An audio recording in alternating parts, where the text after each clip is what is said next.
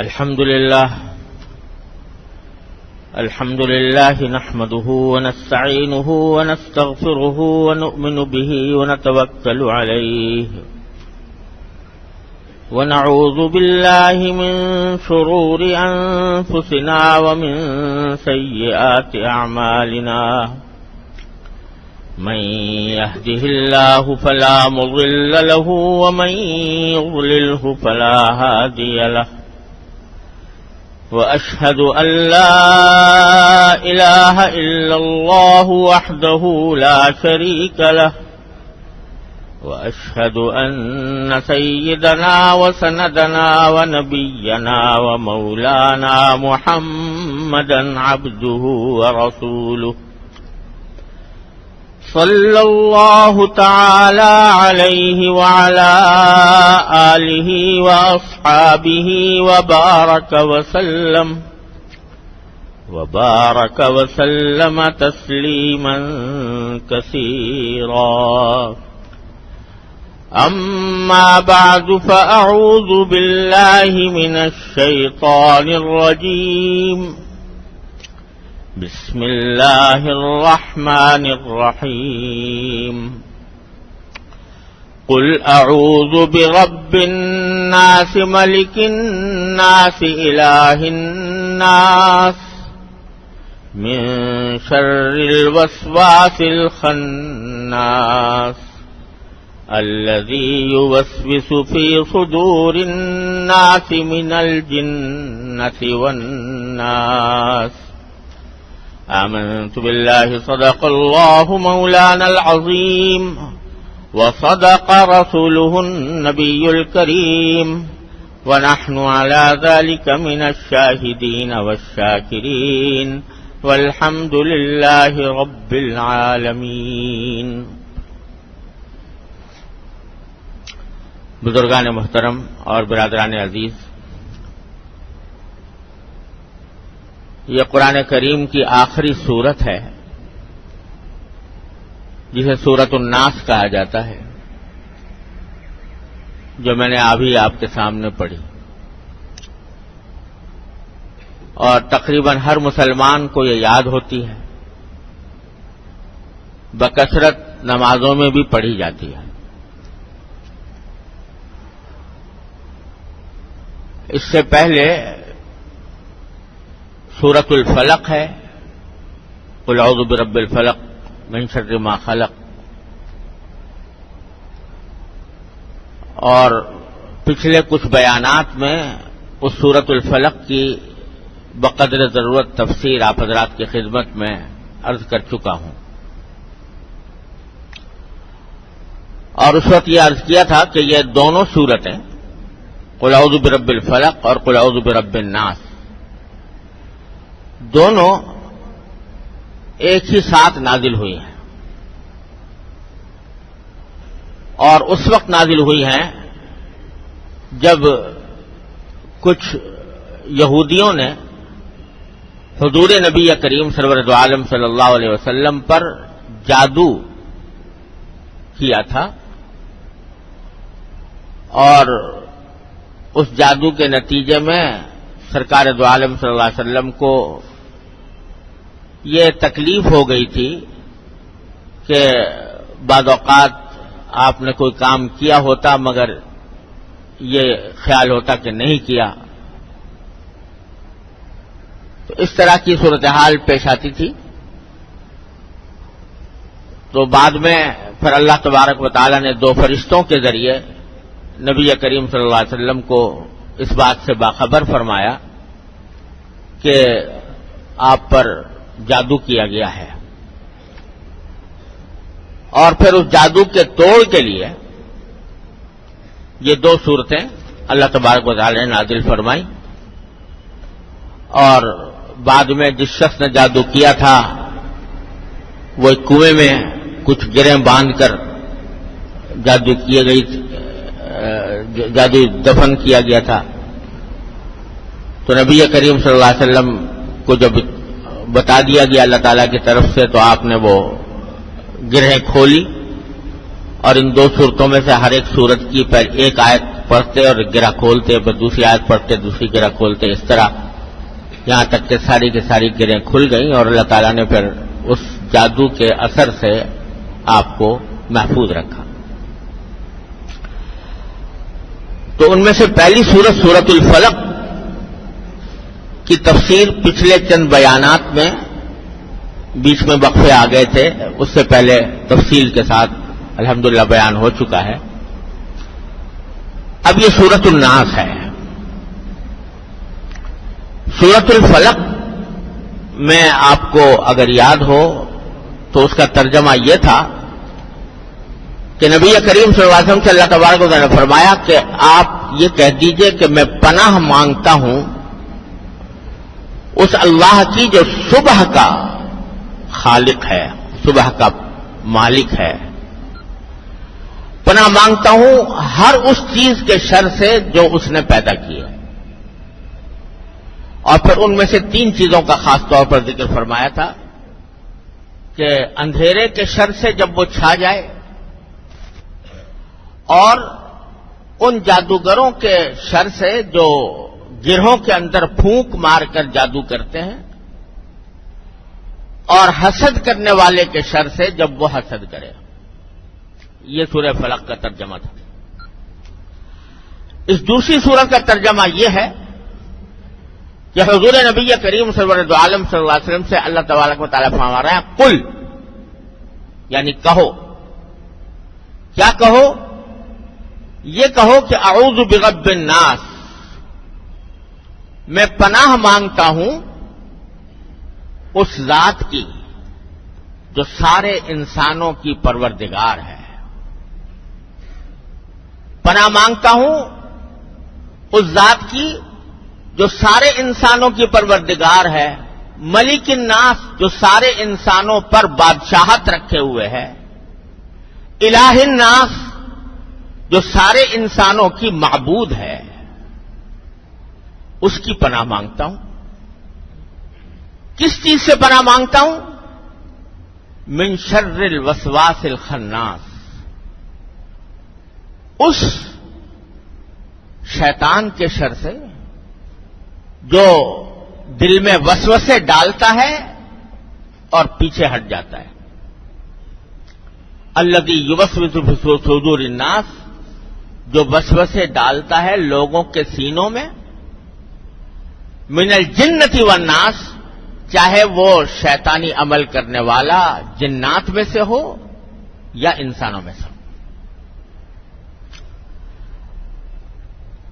تو ذرا دونوں صورتوں میں تھوڑا سا مقابلہ کر کے دیکھیں تو پہلی صورت میں اللہ تعالی نے فرمایا کہ پناہ مانگتا ہوں ہر اس چیز کے شر سے جو اللہ نے پیدا کیا ہے، جتنی مخلوقات ہیں ان کے شر سے پناہ مانگتا ہوں، وہ چاہے انسان ہو جو تکلیف پہنچانے والے دشمن ہوں، چاہے وہ جنات ہوں، چاہے وہ جانور ہوں، موذی جانور، چاہے اور کوئی مخلوق ہو جو انسان کو تکلیف پہنچانے والی ہے، ان سب کے شر سے اللہ میں آپ کی پناہ مانگتا ہوں۔ وہاں اس میں یہ فرمایا گیا تھا۔ اور یہاں یہ سورت جو ہے یہ خاص طور سے وسوسے ڈالنے والے شیطان کے شر سے پناہ مانگنے کے لیے ہے۔ من شر الوسواس الخناس الذی یوسوس فی صدور الناس من الجنۃ والناس۔ تو پہلی صورت میں در حقیقت انسان کو پناہ مانگنے کی تلقین فرمائی گئی ہے ہر اس مصیبت سے یا ہر اس تکلیف سے جو اسے کسی بھی مخلوق سے پہنچے۔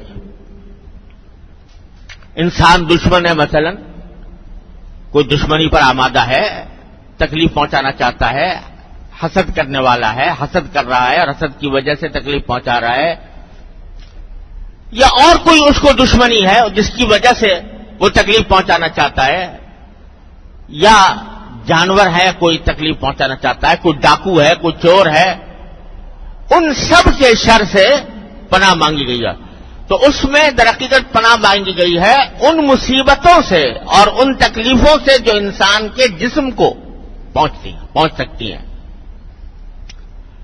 اور یہ سورۃ الناس میں در حقیقت پناہ مانگی گئی ہے ان لوگوں کے شر سے جو دنیا میں تو چاہے نقصان کوئی خاص نہ پہنچائیں لیکن آخرت میں نقصان پہنچانے والے ہیں کہ دل میں وسوسے ڈال کر انسان کو کفر میں مبتلا کر دیں, شرک میں مبتلا کر دیں, اللہ بچائے گناہوں میں مبتلا کر دیں, معصیتوں کا عادی بنا دیں, ان کے شر سے پناہ مانگی ہے. تو اگر خلاصہ دیکھا جائے تو سورہ فلق میں پناہ طلب کی گئی ہے ان نقصانات سے اور ان تکلیفوں سے جو انسان کے ظاہری جسم پر دنیا کے اندر پیش آئے ہیں, ان سے پناہ مانگی گئی. اور سورہ ناس میں اس نقصان سے پناہ مانگی گئی ہے جو انسان کو آخرت میں نقصان پہنچائے, اس کی آخرت تباہ کر دے, دنیا بھی خراب کرے اور آخرت بھی خراب کرے. بعض اوقات ایسا بھی ہو سکتا ہے. تو اس سے پناہ مانگی گئی ہے. اور یہی وجہ ہے کہ عجیب ترتیب اللہ تعالی نے رکھی ہے. وہاں قل اعوذ برب الفلق میں اللہ تبارک و تعالیٰ کی صرف ایک صفت بیان فرمائی, قل اعوذ برب الفلق, میں پناہ مانگتا ہوں اس ذات کی جو پاؤں پھٹنے کی مالک ہے, یعنی صبح کی مالک, صبح کے وقت کی مالک ہے. اتنی بس ایک صفت ذکر فرمائی جس کی تفصیل میں پہلے بیان کر چکا ہوں کہ جیسے صبح ہوتی ہے تو ظلمت چھٹ جاتی ہے, تاریکی دور ہو جاتی ہے, اندھیرا ختم ہو جاتا ہے. تو اللہ تبارک و تعالی ہر اندھیرے کو دور کرنے والا, ہر تاریکی کو ختم کرنے والا, ہر شر کو دور کرنے والا. تو وہاں صرف ایک صفت بیان کی ہے اللہ تعالیٰ کے رب الفلق. اور جن سے پناہ مانگی گئی ہے ان کی تین صورتیں ذکر کی ہیں, من شر غاسق اذا وقب ومن شر النفاثات فی العقد ومن شر حاسد اذا حسد. اللہ تعالیٰ کی ایک صفت بیان کر کے تین چیزوں سے پناہ مانگی ہے. اور سورہ ناس میں اللہ تعالیٰ کی تین صفتیں ذکر فرمائی گئی ہیں, قل اعوذ برب الناس, ملک الناس, الہ الناس. اور جس چیز سے پناہ مانگی گئی ہے وہ ایک ہی ہے, من شر الوسواس الخناس. تو تین صفتوں کا حوالہ دے کر ایک چیز سے پناہ مانگی گئی ہے, وہاں ایک صفت کا حوالہ دے کر تین صفتوں سے پناہ مانگی, تین شر سے پناہ مانگی گئی ہے. اشارہ اس بات کی طرف معلوم ہوتا ہے واللہ سبحانہ عالم کہ دنیاوی نقصان پہنچانے والے تو متعدد ہیں, بہت سے ہیں. کوئی دشمن ہے, کوئی ڈاکو ہے, کوئی چور ہے, کوئی تکلیف پہنچانے والے جانور ہے, وغیرہ وغیرہ بہت سارے ہو سکتے ہیں. منشر تو اس میں جادوگر ہے. اور اللہ تعالیٰ کی ایک ہی صفت کافی ہے اس کا جواب دینے کے لیے, قل اعوذ برب الفلق. اس کا نقصان دنیا تک محدود رہے گا اور دنیا ہی کی حد تک اس کا اثر ظاہر ہوگا. لہذا اللہ تعالیٰ کی ایک صفت کافی ہے, برب الفلق. بخلاف سورۃ الناس کے کہ وہاں ذکر ہے اس نقصان کا جو کوئی انسان کو آخرت میں پہنچائے. شیطان جب دل میں وسوسے ڈالے اور ان وسوسوں کے نتیجے میں انسان, اللہ بچائے, ایسا بھی ہو سکتا ہے کہ کفر و ارتداد میں مبتلا ہو جائے, اللہ تعالیٰ حفاظت فرمائے, تو ساری آخرت ہی تباہ ہو گئی. اور اگر کفر نہیں تو گناہ کا وسوسہ ڈال لے, یہ گناہ کر لو, یہ گناہ کر لو, یہ گناہ کر لو, اور انسان اس گناہ کی اس کے وسوسے کی تعمیر میں گناہ کر بیٹھے تو چاہے پوری آخرت تباہ نہ ہو لیکن ایک بہت مدت تک اس کو جہنم کے عذاب کا سامنا کرنا پڑے گا. اور جہنم کا عذاب دنیا کی تکلیفوں کے مقابلے میں کہیں زیادہ ہے. ساری زندگی انسان تکلیفوں میں مبتلا رہے, ایک ذرہ برابر اس کو خوشی نہ ملے تو وہ ہلکا ہے بنسبت اس کے کہ تھوڑی دیر اللہ بچائے جہنم میں چلا جائے. اس جہنم کا عذاب اتنا سخت ہے. اس لیے جہنم کی وہ آخرت کی تکلیف، آخرت کی مصیبت دنیا کی مصیبت کے مقابلے میں کہیں زیادہ ہے. لہذا اس میں اللہ تعالیٰ کی 3 صفتیں بیان فرمائی گئی. پناہ مانگو کس سے؟ اس ذات سے جو تمام انسانوں کی پروردگار ہے، جو تمام انسانوں کی بادشاہ ہے، جو تمام انسانوں کی معبود ہے. اس کی پناہ مانگو، اس کے حوالے سے پناہ مانگو کہ اللہ آپ تو ہمارے رب بھی ہیں، پروردگار ہیں، آپ نے پیدا کیا، آپ ہی نے پالا پوسا، آپ ہی نے پروان چڑھایا، اور آپ ہی کی سلطنت ہے تمام کائنات پر. للہ ملک السماوات والارض، اور آپ ہی ہمارے معبود ہیں، آپ ہی کی ہم عبادت کرتے ہیں. الہ الناس. تو ہمیں اس شیطان سے پناہ میں رکھیے، اپنی پناہ میں، جو وسوسے ڈال کر پیچھے ہٹ جاتا ہے. اور 3 صفتیں وہ ذکر کی گئی ہے اللہ تعالیٰ کی جو حفاظت کے اوپر دلالت کرتی. رب کے کیا معنی؟ وہ ذات جو پرورش کرتی ہے، پالتی ہے، پروردگار ہے. تو جب کوئی کسی کو پالتا ہے، جیسے ماں بچے کو پالتی ہے، باپ بچے کو پالتا ہے، تو اس کی حفاظت کرتا ہے، ہر دم اس کو اپنی آنکھ کے سائے میں رکھتا ہے کہ کہیں اس کو کوئی نقصان نہ پہنچ جائے. اسی طرح ملک الناس بادشاہ ہوتا ہے، اگر کوئی صحیح معنی میں بادشاہ ہو، صحیح معنی میں حکمران ہو، تو وہ اپنی رعیت کی حفاظت کرتا ہے، اس کی نگہداشت کرتا ہے کہ کوئی اس کو نقصان نہ پہنچ جائے. اور جب کوئی الہ الناس یعنی وہ معبود ہے، تو جو معبود ہے تو جو بندہ اس کی عبادت کر رہا ہے اس کی وہ حفاظت کرتا ہے. جو میری عبادت کرتا ہے میں اس کی حفاظت کرتا ہوں. تو یہ 3 صفتیں اللہ تعالیٰ کی ایسی ذکر فرمائی گئی ہے کہ جو حفاظت کا مفہوم اپنے اندر رکھتی ہیں کہ آپ تو ہماری حفاظت کرنے والے، ہم آپ کی پناہ مانگتے ہیں. اور بعض علماء کرام نے اس میں یہ نقطہ بھی ذکر کیا ہے کہ 3 ہے نا، رب الناس، ملک الناس، الہ الناس، 3 صفتیں اللہ کی ذکر کی ہیں اللہ تبارک و تعالیٰ کی. تو رب سے اشارہ ہے انسان کے بچپن کی طرف کہ بچپن میں اس کی نشو و نما کا دور ہوتا ہے، اس کو اللہ تعالیٰ پالتے ہیں. تو رب الناس یہ ہے بچوں کے لیے، بچپن کے لیے. ملک الناس یہ ہے جوانوں کے لیے کہ جب جوان ہوتا ہے تو پھر اس وقت اس کو پتہ چلتا ہے کہ میں اللہ تعالیٰ کی بادشاہی میں آیا ہوں.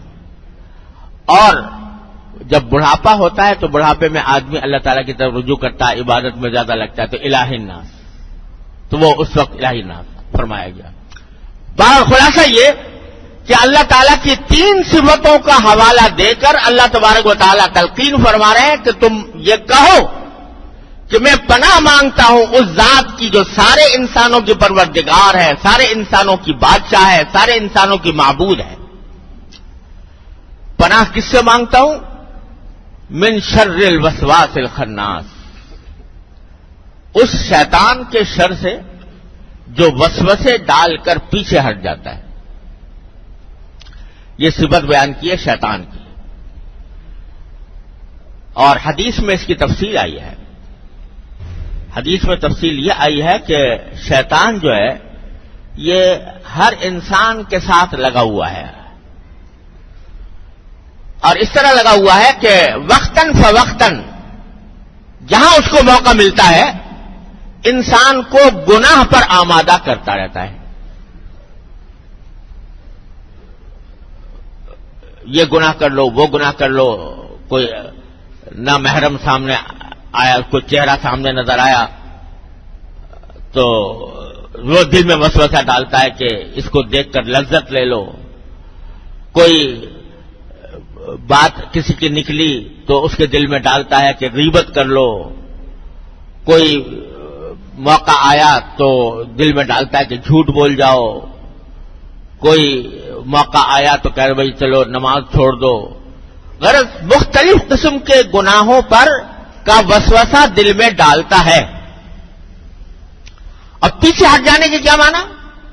کہ پیچھے ہٹ جاتا ہے، وسوسہ ڈال کے پیچھے ہٹ جاتا ہے. اس کے دو معنی ہیں. ایک معنی یہ ہے کہ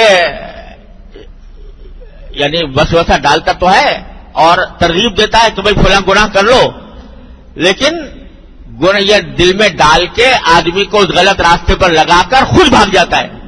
یعنی اس کی ذمہ داری نہیں لیتا کہ بھائی میں نے تمہیں کہا تھا لہذا تمہارا عذاب میں بھگت لوں گا. نہیں، بس یہ غلط راستے پہ ڈال کے اور خود الگ ہو جائے گا اور انسان کو اس میں مبتلا کر دے گا. ایک تو اس کے معنی یہ ہے.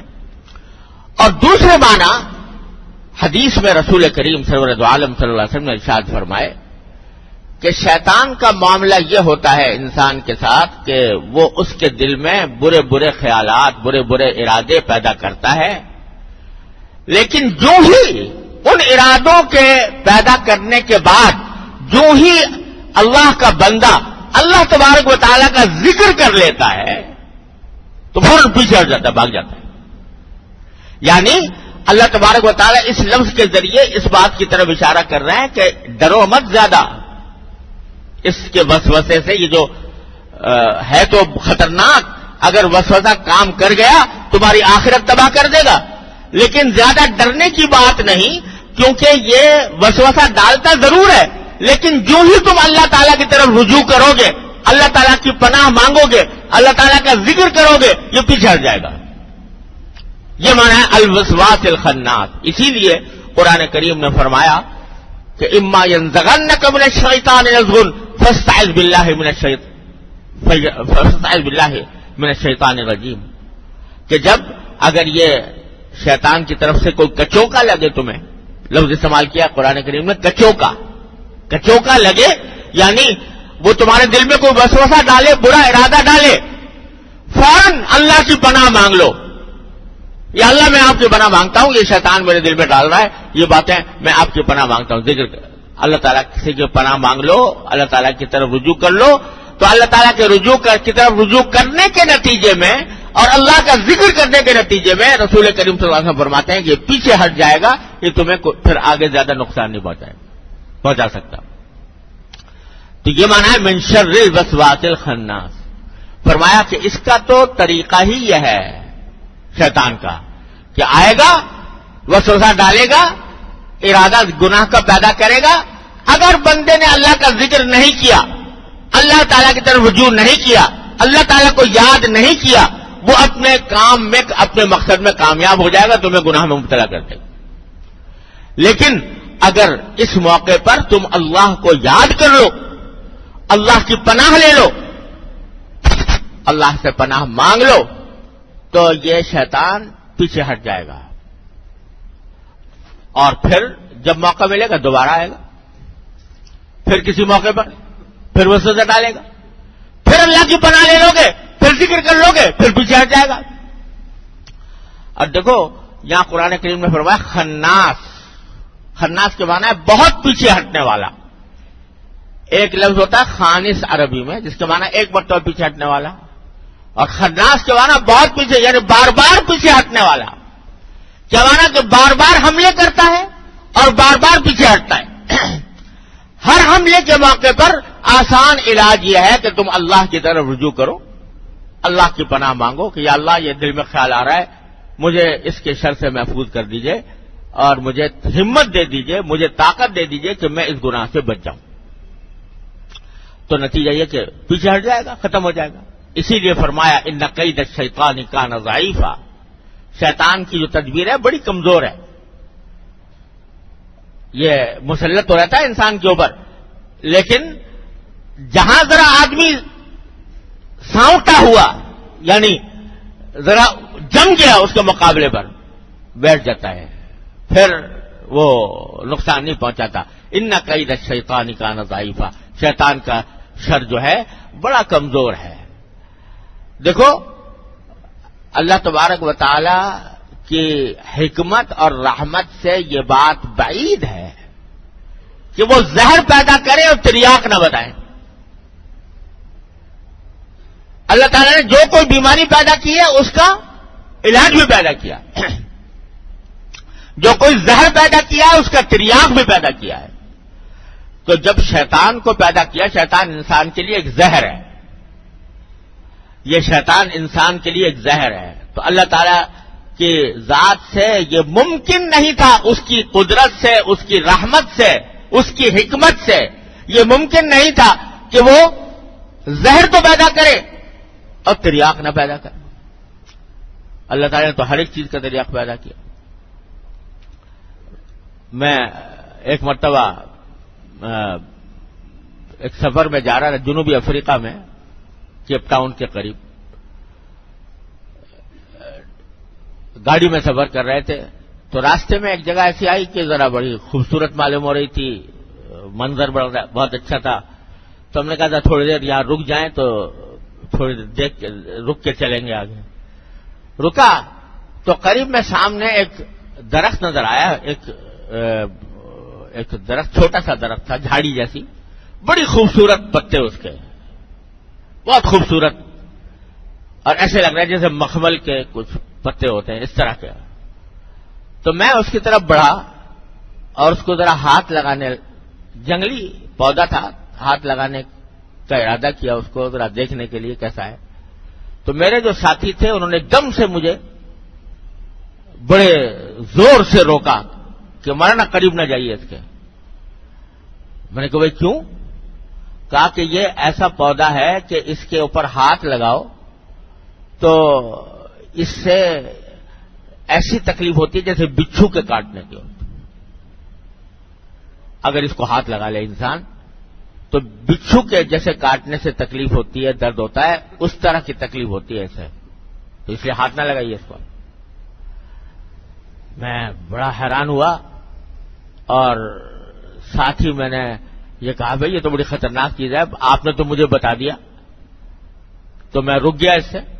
نہ جانے کتنے لوگ ہیں جو اجنبی گزرتے ہوں گے تو وہ ہاتھ لگاتے ہیں، ان کو تکلیف پہنچائی، کیا قصہ. تو انہوں نے کہا مگر جی ایک عجیب بات یہ ہے کہ جہاں یہ پودا ہوتا ہے اسی کے جڑ میں ایک اور پودا نکلتا ہے، اور اس کو ہاتھ لگا کر جو تکلیف اگر ہو گئی ہے اس کو ہاتھ لگا دے تو وہ دور ہو جاتی ہے.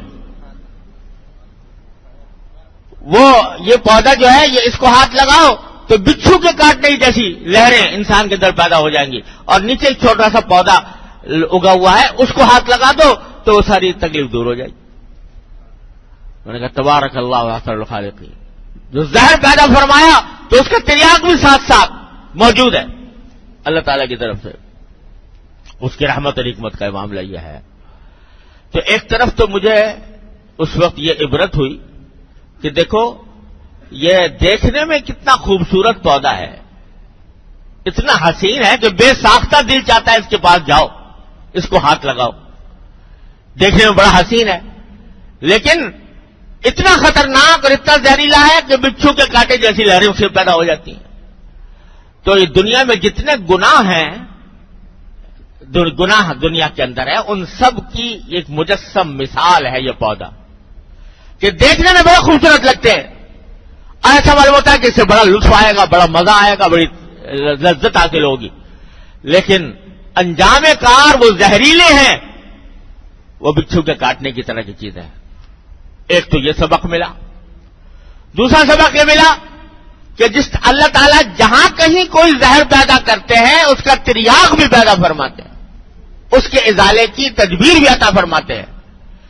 تو جب شیطان کو پیدا کیا وہ انسان کے لیے ایک زہر تھا تو اس کا تریاق بھی اتنا آسان بنا دیا، اس کا تریاق بھی اتنا آسان بنا دیا کہ اگر اس کے ڈسنے سے پہلے اس کا تریاق یہ ہے کہ اللہ کی طرف رجوع کر لو، اللہ کی پناہ میں آ جاؤ. اما ينزغنك من الشیطان نزغ فاستعذ باللہ. جب تمہیں شیطان کچوکا لگانے لگے تو اللہ کی پناہ مانگو، یا اللہ میرے دل میں یہ خیال برا آ رہا ہے، مجھے بچا لے اس سے، اس شیطان کے شر سے بچا لے. اگر پہلے خیال آ جائے تو پہلے پناہ مانگ لو اللہ تبارک و تعالیٰ کی. اور اگر خدا نہ کرے اس شیطان کے شر سے متاثر ہو کر، مغلوب ہو کر گناہ کا ارتکاب کر لیا تو تریاق یہ ہے کہ استغفار اور توبہ کرو. استغفراللہ ربی من کل ذنب واتوب الیہ، اے اللہ میں آپ سے میں معافی مانگتا ہوں، میں توبہ کرتا ہوں، استغفار اور توبہ کر لو تو یہ تیری عقل کا۔